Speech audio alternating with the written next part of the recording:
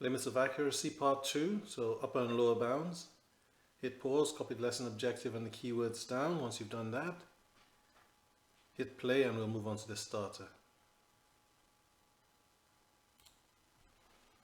Okay, so here's our starter.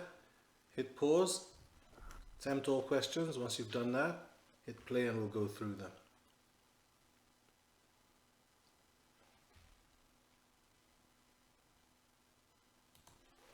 Okay, so on question 1, we've got to round 6,928 to the nearest 10.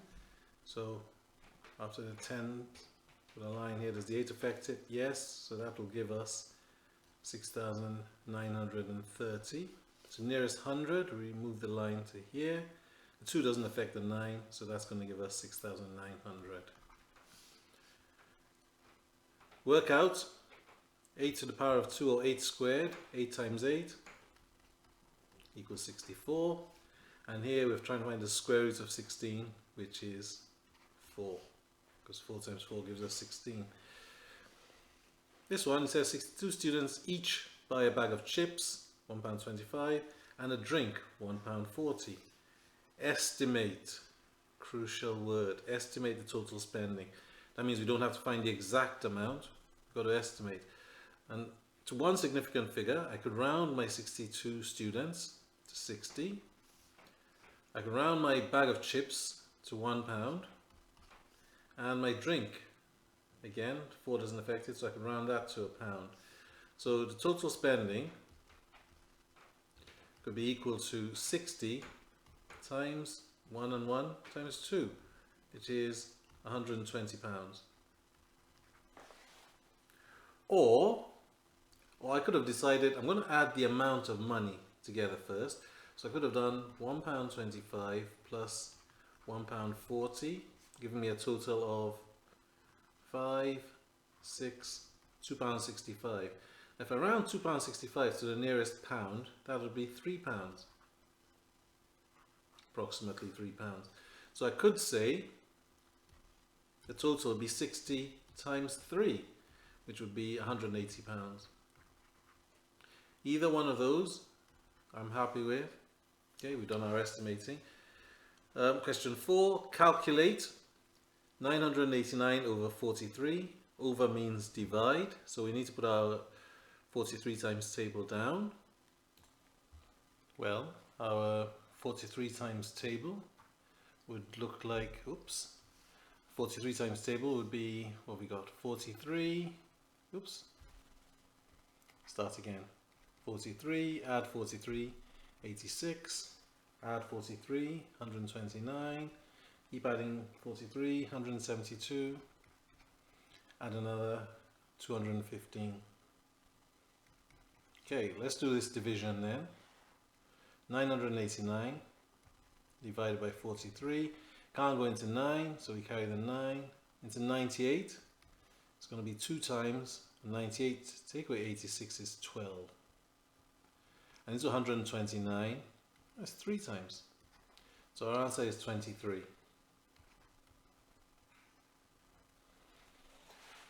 Describe the probability it will be March tomorrow. We are in March, so that is certain. Right, mark your work, use green pen. Don't drag it just yet because I've got 3 more questions for you. Okay. Oh, sorry, 2 more questions. Off you go. Hit pause.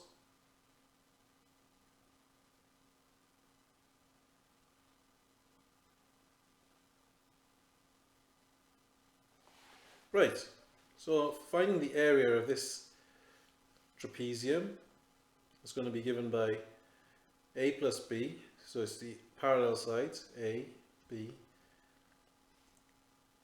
times the perpendicular height, all divided by 2. So A plus B over 2 times the perpendicular height, which is also given. This is given to you in the exam. Okay, so let's do it. Be 4 plus 6 divided by 2 multiplied by 3, the perpendicular height. So that's 10 divided by 2 times 3. or 5 times 3, which is 15 centimeters squared. And we need the coordinates of A, B, and C. Coordinates of A are across the landing and then up and down, up or down the stairs. Just across 4, 2. Don't forget we've got a comma and brackets. B, across the landing 2, down the stairs -2. And C, across the landing -3 and 5. Okay, so now, indeed, I want you to rag your work.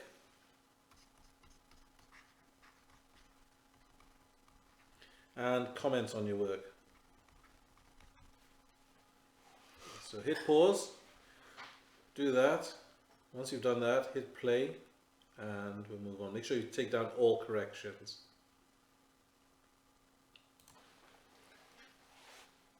Okay, so last lesson we looked at upper and lower bounds, and I think we looked at some of these examples. Here we've got an egg. The weight of an egg is 62 grams, so the nearest gram.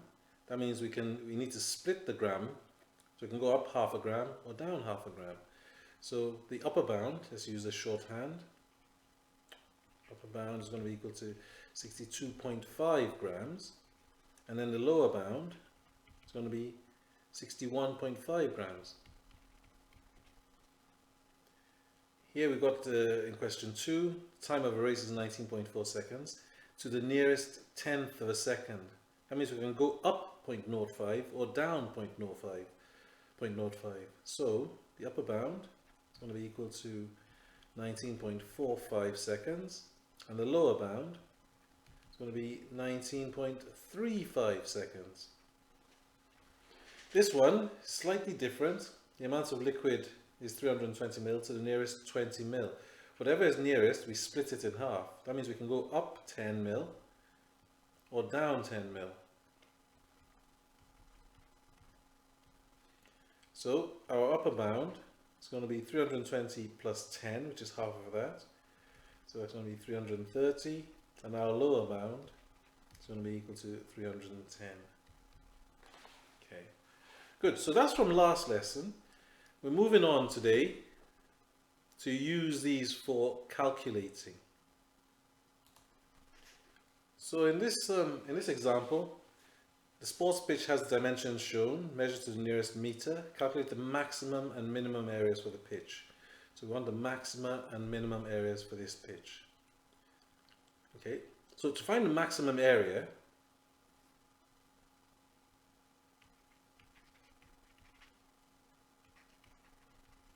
which is also the upper bound, we're going to have to multiply the maximum width times the maximum length. Now, these are both to the nearest meter, so this could go up to an upper bound of 100.5 or a lower bound of 99.5. And the 50 meters, that could have an upper bound of 50.5 and a lower bound of 49.5. So the maximum area, that means we take the maximum length times width. So that's going to be 100.5 rather, times 50.5. If I work that out on my calculator, I should get 5,075.25 square meters. Then the minimum possible area is going to have a lower bound, so that's the lower bound, and we've got the smaller amounts, 99.5 times 49.5. That's going to be equal to 4,925.5, sorry, 0.25 square meters. This is quite significant. I don't know if you watch the Premiership. Sometimes you see that the pitches that teams are playing on, some are much larger than others. Some teams like to have a bigger pitch to spread the ball about, and some have a narrow one to keep the game small. So the pitches that you see in the Premiership are not always the same size. Right, so have a look at another I'll hit pause, copy the example down. Once you've done that, hit play and we'll have a look at another. Okay, in this example we've got 110 marbles and they're all identical. Marble is taken in its weight at 15.6 grams to the nearest tenth of a gram, okay? Find the upper and lower bounds for the weight of all the marbles. So for one marble, we got 15.6 grams.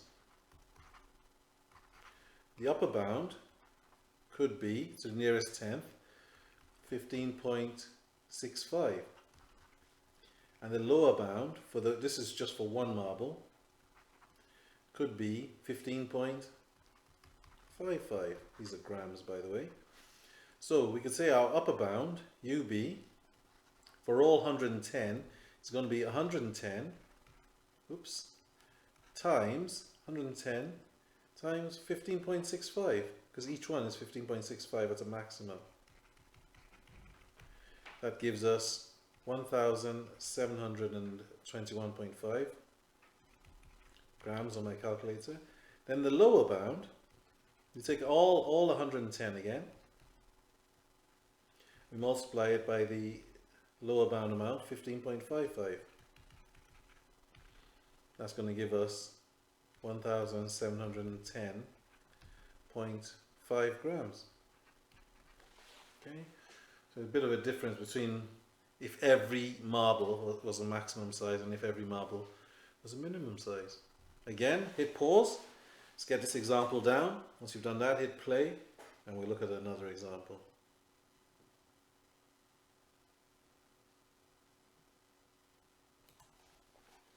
Right, so example 3, the numbers are all measured to one decimal place.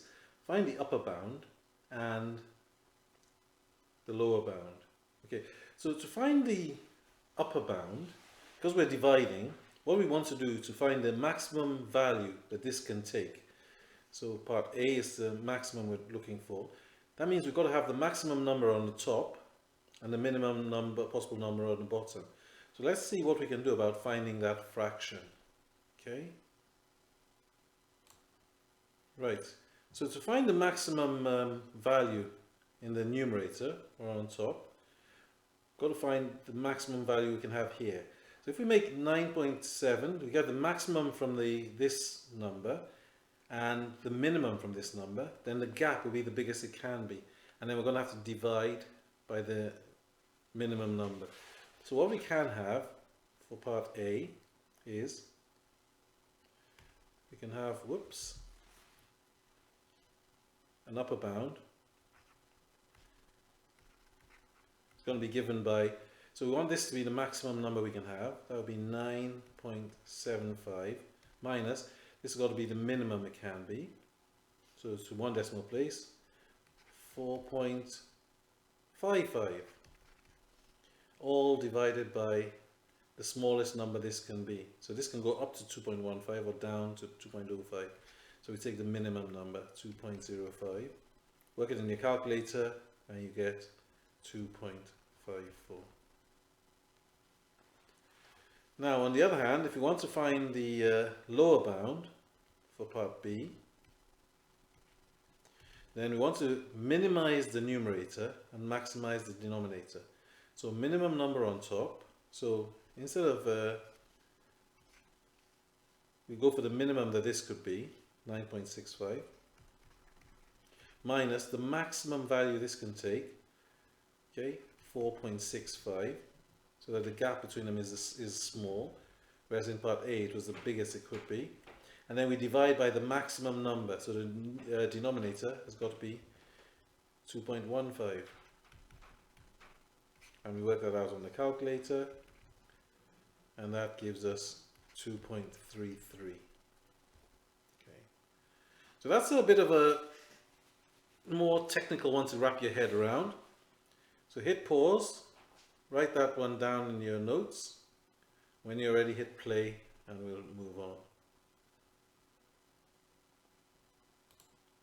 Okay, so I've got a bit of classwork for you to do.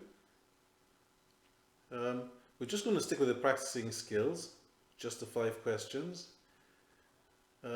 So, good luck with that. I'm going to attach the assignment, the classwork to the assignment. Good luck.